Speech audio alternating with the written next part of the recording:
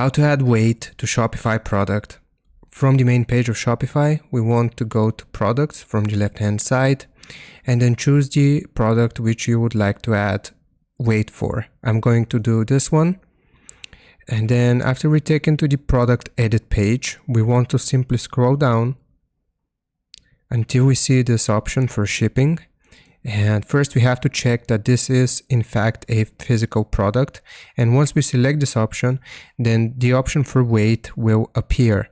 We can choose which measurement we would like to do. We can do pounds, ounces, kilograms, or grams. And for the sake of this tutorial, I'll do pounds. And then we can type out the weight right here. So for example, 15. And then after we have set the weight, then all we have to do is save it right here.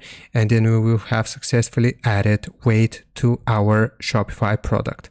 I hope this helps you out. Leave a like and sub, and I'll see you next time.